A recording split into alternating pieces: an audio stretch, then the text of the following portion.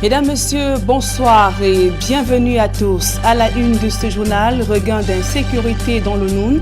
Des groupes de jeunes malfrats multiplient des agressions et braquages à main armée, imposant ainsi un climat de peur. Plusieurs d'entre eux sont tombés dans les filets des forces de l'ordre.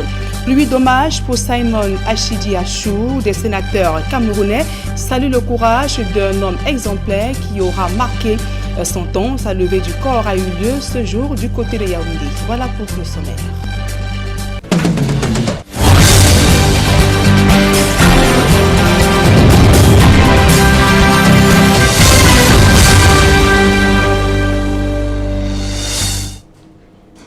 Mesdames, Messieurs, une fois encore, bonsoir et merci d'honorer ce rendez-vous de l'information sur Equinox Télévision. En ouverture de ce journal, évoquons ce climat d'insécurité qui règne dans le département du Noun, région de l'Ouest Cameroun. 3 jeunes âgés entre 16 et 19 ans méditent actuellement sur le sort dans les geôles de la brigade de gendarmerie de Foumbot. Ils sont accusés de faire partie d'un gang de malfrats qui sémait la terreur. Ils orchestraient plusieurs braquages et même cambriolages. Ils ont été interpellés à la suite d'une plainte déposée par l'une des victimes, Mama Soufone et Vivien Tonfac.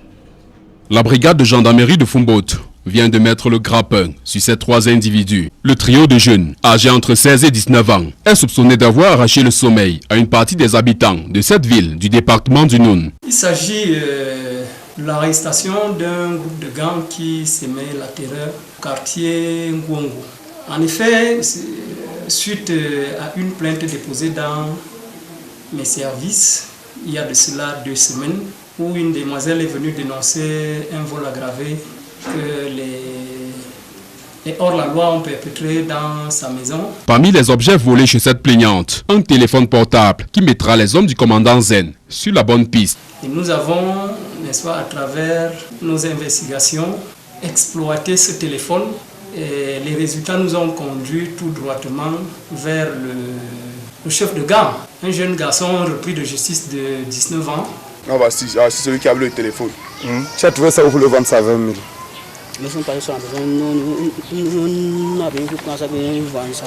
Tu as volé ça pour le vendre à ton ami. Une perquisition chez ces suspects permettra de retrouver des appareils électroniques, électroménagers, des lames de rasoir, des scies à métaux, des cartes mémoire, des poignards et une vingtaine de cartes SIM. Après ce coup de filet, la population est invitée à collaborer davantage. La collaboration est la pièce maîtresse qui, ma foi, nous aide à travailler. La population espère retrouver le sommeil après l'interpellation de ces jeunes dont la moralité est remise en question. Les acteurs du secteur informel sont très remontés contre le gouvernement. Ils accusent plusieurs ministres de bloquer leurs dossiers relatifs à leur recasement et financement de leurs projets. En dépit des instructions du chef de l'État, face à la presse ce jour à Yaoundé, ces opérateurs ont égrené le chapelet de leurs difficultés. Le reportage de Marcelin Gansop. La goutte d'eau qui fait déborder le vase vient de Garoua, où des espaces marchands en cours d'aménagement au profit des acteurs du secteur informel ont été détruits par les autorités de la ville. Le Lamido de Garoua nous a donné 11 532 mètres carrés pour recaser les sauveteurs. Et nous nous sommes rapprochés du MINCAF. Le ministre a écrit au délégué départemental qu'il doit transmettre au préfet notre dossier. Mais le dossier est calé là-bas depuis le 22 octobre 2020. Au MINCAF, ils nous ont demandé de mettre la terre en valeur. Nous avons construit 22 magasins, planté 150 arbres. Le maire et le préfet sont venus détruire tout ça le 21 mai 2021 ici. Pour le président de l'Association nationale des opérateurs du secteur informel pour la lutte contre la pauvreté, c'est la provocation de trop. Le ministre de l'administration territoriale pour la Tanganti, il demande au préfet de mettre en exécution ce que les autres camarades ministres ont demandé de faire. Il refuse de le faire. Même si c'est que l'association n'a pas raison, est-ce qu'on détruit les biens? Il faut passer, il y a les lois par rapport à ça. Je peux dire que cela lutte contre le développement du Cameroun. C'est d'autant que toutes les initiatives tendant à faciliter la vie aux acteurs du secteur informel ont connu un cuisant échec jusqu'ici, imputable au laxisme, à l'inertie et au manque de considération de certains membres du gouvernement. Le chef de l'État, le 27 novembre 2020, a demandé au ministre de l'économie de faire un transfert de fonds au PIACI pour subventionner les 450 projets des membres de la NOCIP, ceux qui n'ont pas été financés. Ça fait 2 mois. Le premier ministre chef du gouvernement vient d'instruire encore le ministre de l'économie, M. Ousmane, la subvention des projets des leaders de la NOCIP. Rien n'a été fait. Qu'il s'agisse du recasement des opérateurs du secteur informel que du financement de leurs projets, les possibilités existent bel et bien, mais elles subissent des blocages que les porte-voix des masses laborieuses peinent à comprendre. Le chef d'État ne peut pas être en même temps président de la République, ministre, directeur, maire de la ville, préfet, sous-préfet. Nous avons fait une lettre d'audience au ministre. Il a refusé de nous recevoir parce que nous ne représentons rien. Vous savez que ce sont eux qui ont le pays. On ne considère pas les acteurs du secteur informel, nous sommes des va-nu-pieds. La migration des acteurs du secteur informel vers le formel ne serait finalement qu'un slogan creux qui peine à prendre corps. Les commerçants chassés du centre-ville de Yaoundé il y a 10 ans sont toujours dans la rue pendant que les espaces qui leur étaient dédiés ont été confisqués et attribués aux gros poissons. Sans transparence, la décentralisation ne saurait prospérer au Cameroun. C'est le postulat des experts comptables du Cameroun. Ces spécialistes de la gestion des comptes publics et privés saisissent l'occasion du contexte actuel pour souligner l'ouverture au principe de contrôle des comptes des municipalités comme gage de réussite du développement local. Georges Mitterrandam, Donald Brice Kamgan. Dans le déploiement actuel, les mairies se contentent de quelques rapports de la gestion des comptes administratifs et financiers. Pas certain que ces habitudes servent leurs intérêts et ceux de leur population. Les mairies sous la nouvelle formule, c'est une loi qui est récente aussi, c'est une loi de 2019. Donc on commence à peine à faire les premiers bilans. Mais nous voulons que la transparence ne soit pas le parent pauvre de cette réforme. L'impulsion qu'a donné le Code général des collectivités territoriales décentralisées en vigueur depuis décembre 2019 doit s'accompagner d'une bonne tenue des comptes par les municipalités. L'Ordre des experts comptables du Cameroun se propose d'offrir aux élus locaux des formations du conseil afin de les aider à éviter des fautes ou des négligences dommageables à leur égard. Parce que c'est la transparence qui va leur donner de l'argent. Ils veulent les solutions pour avoir de l'argent, c'est la transparence. Vous avez des idées, mais ces idées doivent être portées par la transparence. Et la transparence, c'est l'information que nous produisons. Parce que le monde économique, l'investisseur, le banquier, il fait confiance aux données comptables. Il fait confiance aux données comptables parce que les données qui sont sur les discours politiques sont des données parfois trompeuses. Dans la pratique, les mairies s'appuient sur le cadre national de gestion, cadre défini par le Code général des collectivités territoriales décentralisées. Vous avez beaucoup d'autres lois qui sont, je peux dire, qui sont à côté de la loi cadre qui fait la décentralisation. Nous apportons à monsieur le maire de savoir que quand il sera jugé demain, quand son projet passera demain devant une institution financière pour l'analyser, il doit tenir compte de tout cela. Les autres instruments, et pas des moindres, ce sont les actes uniformes OHADA ou encore la Charte africaine de la démocratie et de la gouvernance, tous ratifiés par le Cameroun. Ces lois, leur esprit et leur apport dans l'amélioration de la qualité de l'information financière dans les mairies, c'est le menu du 10e congrès de l'Ordre national des experts comptables du Cameroun, prévu dès le 15 juillet prochain, sur la contribution de la profession à la transparence des finances publiques en matière de décentralisation au Cameroun. Dans la sous-région Afrique centrale, la CEMAC vient d'amorcer une nouvelle étape dans la réalisation de plusieurs projets intégrateurs. Les travaux de construction des infrastructures routières d'électrification sont en cours. Le comité de suivi du PREF CEMAC s'est réuni pour évaluer l'état d'avancement de ces travaux. Le reportage de Xavier Foucault. Une année après la tenue de la table ronde de Paris, où 12 projets prioritaires avaient été présentés. 2 de ces projets sont en phase de démarrage. Il s'agit du projet d'interconnexion des réseaux électriques Cameroun-Tchad, dont le financement a été bouclé dès l'ouverture de la table ronde par la BAD, la Banque mondiale, le Cameroun. Il s'agit ensuite du projet de construction de l'université inter-État Congo-Cameroun. Alors que les travaux se poursuivent sur le site de construction de Saint-Mélima au Cameroun, des diligences pour le lancement de la partie congolaise sont en cours. Le comité technique de la CEMAC annonce pour décembre 2021 l'achèvement de l'instruction de 2 autres projets dont les travaux devraient débuter au cours du premier semestre de l'année 2022. Il s'agit du projet de construction d'un pont sur le fleuve Ntem, y compris les raccordements routiers, et le projet de construction de la voie express pour la baie Campo entre le Cameroun et la Guinée équatoriale. Les conclusions des travaux de plusieurs autres projets sont également définies.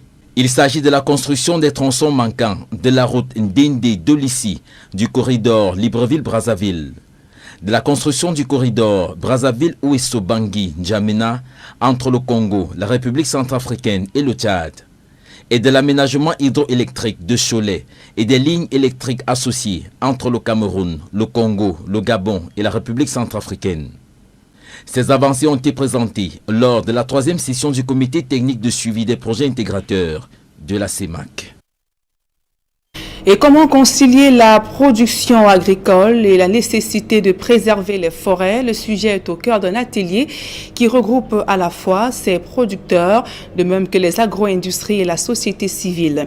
Il ressort des échanges la nécessité donc de disposer d'une cartographie des exploitations agricoles au Cameroun. Marcelin Gansop, reportage.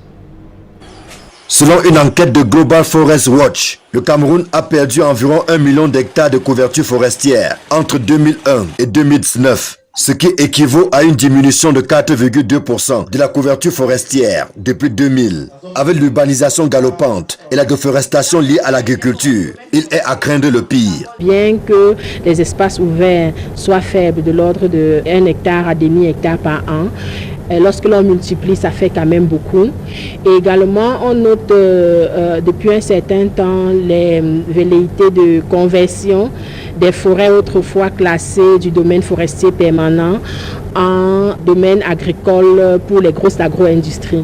Donc on peut dire que même si le rythme a été assez faible dans les années précédentes, avec l'évolution actuelle et les besoins mondiaux en produits alimentaires, la déforestation va continuer à croître pour des raisons agricoles. L'agriculture étant le principal moteur de la déforestation, il importe qu'elle soit bien planifiée, au risque de créer une pression supplémentaire sur les forêts. Quand on examine les plateformes en général, on voit que la grande partie de la déforestation se fait dans le complexe rural. Vu les techniques que nous utilisons pour l'agriculture, parce que comme vous savez, déjà de façon empirique, l'agriculture ici se fait de façon extensive au niveau des communautés. Ça veut dire qu'on défriche une partie de la forêt, on installe les champs et on cultive les espaces 2-3 ans et puis on laisse cet espace, on continue devant pour avoir des espaces qui sont encore plus fertiles. Voilà qui donne sens à cette rencontre d'échange sur la géolocalisation des exploitations agricoles, mettant en évidence les zones à haut risque de déforestation et d'empiètement dans les aires protégées. La cartographie est importante dans la mesure où c'est sur la base de la carte qu'on peut se repérer, n'est-ce pas, sur l'affectation des terres, les différents usages, n'est-ce pas, qui ont été autorisés ou interdits par le plan de zonage. Notre objectif au terme de cette rencontre, c'est déjà de partager les espaces déjà classés par le Cameroun comme espaces du domaine forestier permanent. Là, lorsque l'on ouvre des plantations, lorsque l'on veut s'approvisionner, on a déjà l'information de où est-ce que c'est autorisé et où est-ce que ce n'est pas autorisé de par la législation camerounaise. Rainforest Alliance a développé en 2020 un programme avec des mesures strictes pour réduire la déforestation et la destruction des écosystèmes naturels, y compris les zones humides. Autre fait d'actualité au cœur de ce journal, passeport biométrique. Les premiers documents sont disponibles. Ils ont été remis aux usagers qui en ont fait la demande 24 heures auparavant. Le délégué général à la Sûreté nationale a lui-même assisté à la remise de cette première vague de passeports biométriques au Cameroun.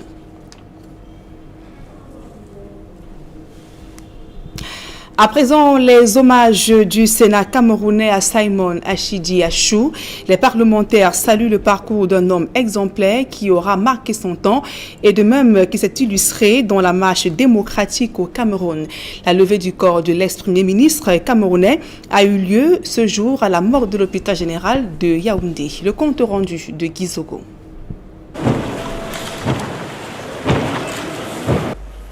Le dernier voyage de l'ancien Premier ministre Simon Achidi Achou a commencé. Après les hommages qui lui ont été rendus depuis le retour de sa dépouille mortelle au Cameroun, le Sénat, dont il était membre, y a ajouté sa partition.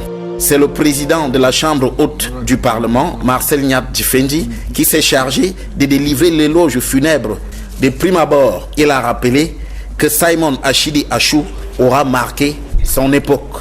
Personnalité agréable et joyeuse, au talent et au savoir reconnu.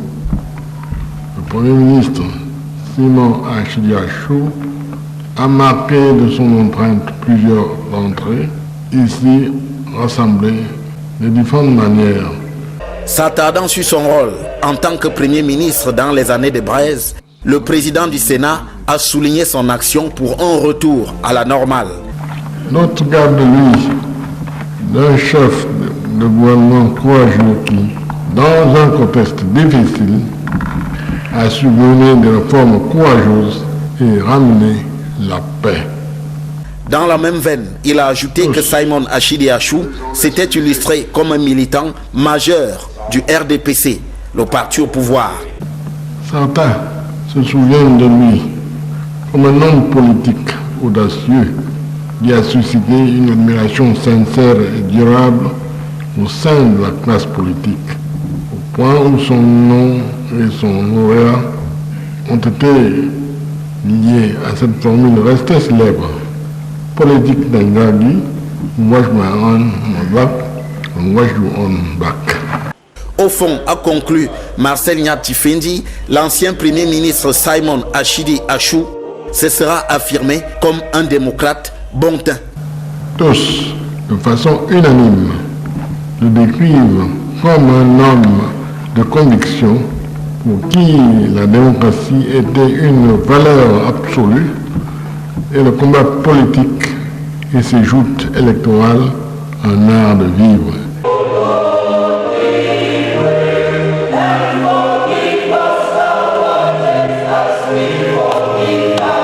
Décédé le 4 mai dernier aux États-Unis des suites de maladies, Simon Achidi Achou sera inhumé dans son village natal Santa, dans la région du Nord-Ouest. Et dans la perspective de la CAN 2022, le gouvernement camerounais menace de résilier le contrat de certaines entreprises engagées dans la construction des voies de contournement qui mènent au stade de Kwekong à Bafoussam, dans la région de l'Ouest. Descendue sur les lieux, la ministre de l'Habitat, Célestine Kétia-Cortez, s'est indignée face à la lenteur des travaux et donne 4 mois à l'entreprise ESA pour livrer le chantier. Les précisions dans ce reportage de Leclerc Sakem. Sur les voies de contournement qui relient Tobeu de Banjoun au stade de Kwekong dans la région de l'Ouest, en faveur des chantiers de la Coupe d'Afrique des Nations que le Cameroun accueille dans les prochains mois, la ministre Célestine Kétia-Cortez exprime son mécontentement face à l'entreprise ESER qui fait du surplace. Vous savez pourquoi faire la prison à cause de ça? Non, vous avez pris un engagement. Rendez-lui, on est à 4 mois. Là, la route s'y doit passer. Quand vous voyez l'état de la route, quand vous voyez, on voit qu'il n'y a même pas de travaux, il n'y a rien. Il n'y a rien. Vous avez porté un engin, ça vous a coûté peut-être 100 000 pour l'amener ici. On voit que l'engin n'a rien foutu depuis 1 an, 2 ans. Et est-ce que ça ne vous inquiète pas? Moi, ça m'inquiéterait. Même si j'étais du côté de l'entreprise, ça m'inquiéterait. Cette falaise longue d'environ 5 km constitue pour cette voie de contournement la mer à boire pour l'entreprise qui semble y avoir déposé les armes. Sur place, les engins sont à l'arrêt. La ministre, dépassée par les événements, menace de résigner le contrat de l'entreprise turque en sorte des travaux. La visite s'est poursuivie sur plusieurs autres sites, notamment le stade Kwekong et municipal de Bouda pour les parkings, l'aménagement de la voirie dans les villes de Bafoussam, Bouda, Son et Banjoun. Le parc des loisirs de la ville de Bafoussam, l'électrification et autres projets C2D ou sur financement BIP, des projets livrés pour certains et en cours d'exécution pour d'autres. Je constate que ce soit à Tian ou à Bouda, nous sommes à 100%.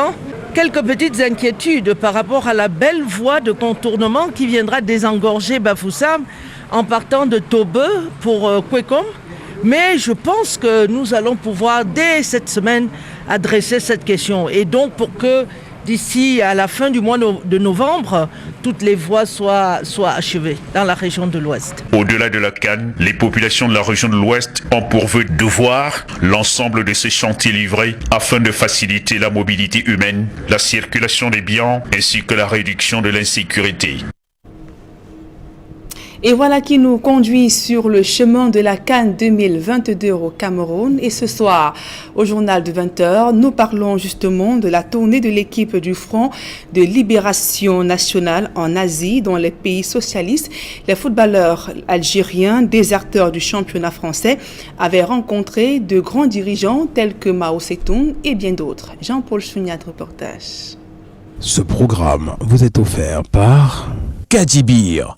Notre patrimoine, c'est vous.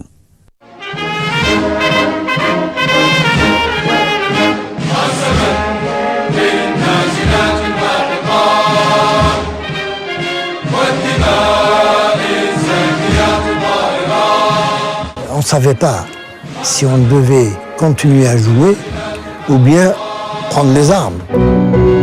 Mais le FLN tient ses engagements. Ils joueront au football.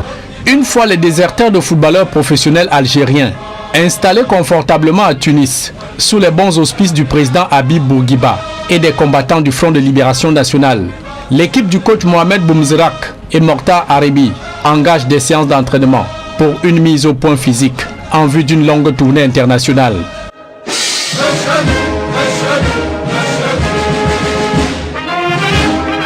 Moustapha Zitouni et ses coéquipiers passent leur premier galop d'essai en amical. Victoire 6-1 sur les Aigles de Carthage de Tunisie, le 3 mai 1958, au stade Tchedlis Hutain de Tunis.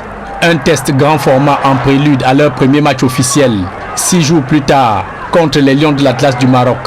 Sur les mêmes installations, ils signent leur première victoire, 2-0, sous les couleurs vert et blanc du FLN. Après avoir dominé un bon moment, ça y est, Zitouni marque le premier but. L'équipe d'Algérie ne veut pas s'arrêter en si bon chemin.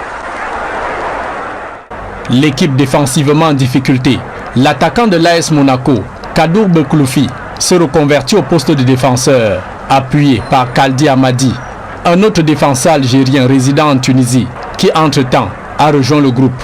Mise au point, la délégation quitte pour la première fois la Tunisie en juin 1958 dans des conditions de voyage assez rudes. Les premiers voyages se font en bus, en minibus. On traverse comme ça des déserts. On part de Tunis et puis on traverse toute la Libye, puis on va en Égypte et puis on arrive à Jérusalem. Suite à une plainte des colons français à la FIFA sur la désertion des footballeurs algériens, plusieurs pays sollicités voient d'un très mauvais œil cette sélection du FLN. L'instance fêtière du football mondial menace tous ses membres qui commettraient l'erreur de jouer contre la sélection révolutionnaire. Nous étions des déserteurs de la FIFA. Donc ils n'avaient pas le droit de jouer contre nous. Bon, c'était des matchs amicaux. Quand on a quitté la France, enfin l'Angleterre, tout ça, on était interdit de jouer avec les clubs étrangers. On n'avait plus le droit, alors on mettait ça sur le coopératif, tout ça. Donc il y avait toujours une excuse. La Tunisie et la Libye, seul soutien du FLM dans tout le Maghreb, sont suspendus de la FIFA. Siège de la frêle Confédération africaine de football, à peine âgée de 2 ans et muette sur les turpitudes de l'équipe du FLN, la République arabe d'Égypte se tient très à distance de ce conflit larvé pour éviter de nouveaux ennuis au lendemain de la guerre qui l'a opposé, le 29 octobre 1956, à la France, le Royaume-Uni et l'État d'Israël à propos de la nationalisation du canal de Suez. NASA responded by nationalizing the Suez Canal. Un seul pays a le courage d'aligner son équipe nationale contre celle du FLN, le Maroc. En avril 1956, le gouvernement français avait gravement porté atteinte à son intégrité en arraisonnant, en plein espace aérien marocain, l'avion des principaux dirigeants du gouvernement provisoire algérien. À Alger, dans les locaux de la DST, les 5 chefs rebelles capturés, Boudiaf, Aïd Ahmed, Kider, Ben Bella et Lashraf, se préparent à être transférés à Paris. Le roi, qui estimait avoir failli à ses hôtes, voulait rembourser sa dette. En accueillant officiellement l'équipe du FLN, il reconnaissait implicitement la souveraineté algérienne, une insulte pour la France, une provocation pour la FIFA. Le gouvernement français de l'époque avait commis vis-à-vis de Mohamed V un acte de piraterie internationale. Alors que Mohamed V mette son équipe officielle à jouer contre l'équipe du FLN, ma foi, ce n'était pas très grave pour le gouvernement français de l'époque. Équipe non grata un peu partout sur le continent africain, le 11 de l'indépendance s'envole pour le bloc socialiste de l'Europe de l'Est. De mai à juillet 1959, elle livre une vingtaine de matchs en Pologne, Hongrie, Bulgarie, ex-Tchécoslovaquie, URSS, Roumanie. Un match nul, ce serait déjà bien, cependant, elle veut réussir un résultat encore meilleur. Un magnifique tir de Medziani, 2-1. C'est du délire, l'équipe d'Algérie vient de prouver qu'elle sera bientôt l'une des grandes équipes internationales. Sa victoire sur la Bulgarie est pleine de promesses pour l'avenir. En Roumanie, on a fait un match, c'était la fête, le football extraordinaire. Eh bien, on devait faire qu'un seul match, ils nous ont obligés à faire un deuxième match 2 ou 3 jours après. Tellement c'était beau, c'était bien joué, les relais, les 1-2, tout ce football que vous voyez maintenant. Cette équipe du FLN n'est pas reconnue par la FIFA. L'organisateur du football mondial menace même de sanctions les futurs adversaires des Algériens. Les dirigeants arabes réussiront cependant à organiser des matchs contre des pays bienveillants à l'égard de leur combat indépendantiste, essentiellement des pays communistes. Ces pays de l'Est ont eu l'astuce de dire, au lieu que ce soit leur équipe nationale, de dire c'est de telle usine, Tractor, qu'on rencontrait, au lieu de dire l'équipe nationale bulgare ou autre chose, c'était le nom de certaines entreprises qu'ils avaient ou certaines sociétés. Alors ça passait sous silence. Et donc ces clubs n'étaient pas sanctionnés quand elles participaient en Coupe du Monde, dans les éliminatoires. Et d'octobre à décembre 1959, la sélection du FLN va au Moyen-Orient et en Asie, multipliant des matchs dans plusieurs pays de ces régions. À l'époque, il y avait Mao Zedong et il y avait le Premier ministre, c'était Chou Enlai. C'est des personnalités, des monuments. Nous avons serré la main à tout le monde, mais celui avec lequel nous étions le plus copains, je peux dire, c'est le président du Vietnam, Ho Chi Minh. Ho Chi Minh, réception à 7h du matin à son palais. Ensuite, petit déjeuner rapide, etc., léger, et le bonhomme avec des espadrilles fait avec des caoutchoucs de pneus, attaché avec le truc, un pneu, tu mets ton pied et tu l'installes.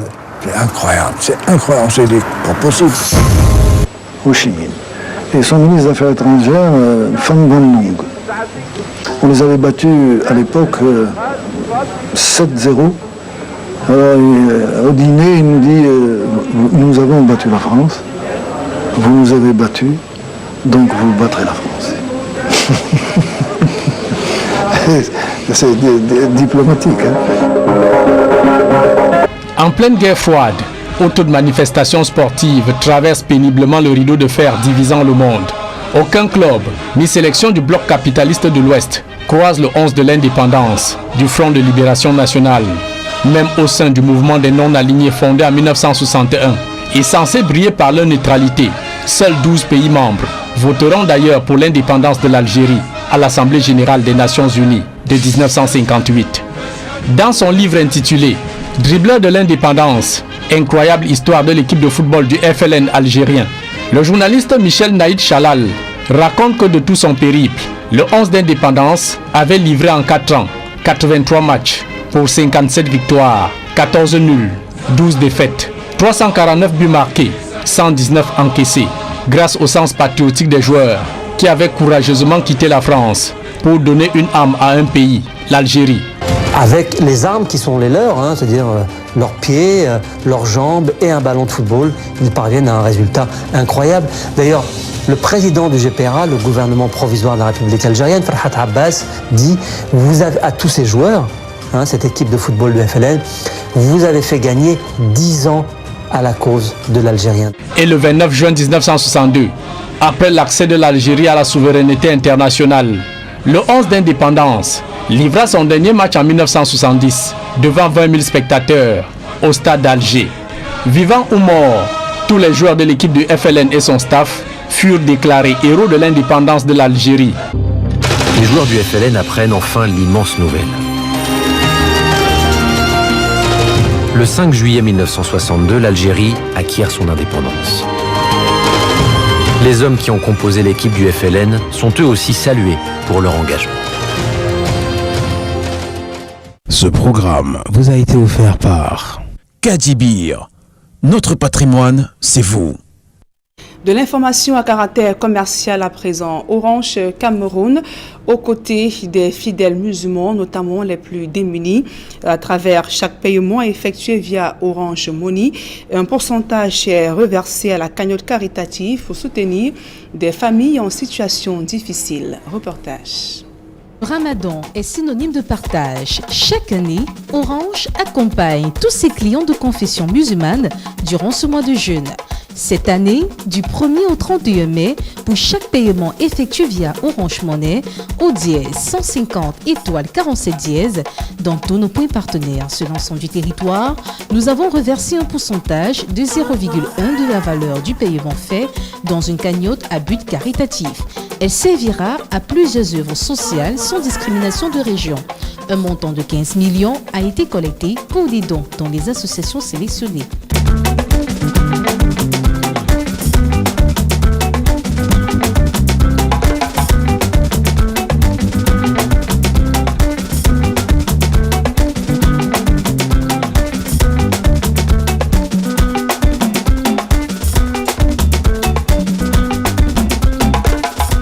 Aider et accompagner les associations dans leur mission noble d'être aux côtés des plus démunis. C'est pour ça aussi que nous sommes là aujourd'hui. Nous remettons aujourd'hui donc des dons à 3 associations. Comme vous avez vu, l'association Kamsu Albayan et les Dignes Femmes.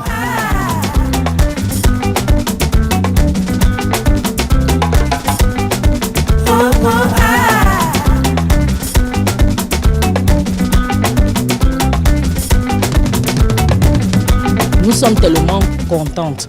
Nous ne savons pas comment remercier Orange pour ce don. C'est un soutien considérable de la part d'Orange Cameroun. On ne peut qu'être ravis et satisfaits. Nous disons une fois de plus merci à Orange Cameroun pour ce geste à notre endroit.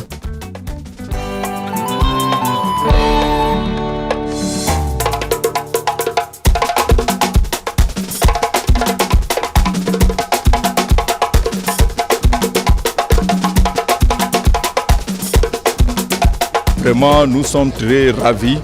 Les enfants, vous pouvez remarquer, sont gais et la population aussi. C'est arrivé à point nommé au bon moment. Merci beaucoup et en avant Orange Cameroun. Nous sommes arrivés à point nommé, comme l'a dit le responsable, et nous allons continuer notre action de proximité auprès de nos populations.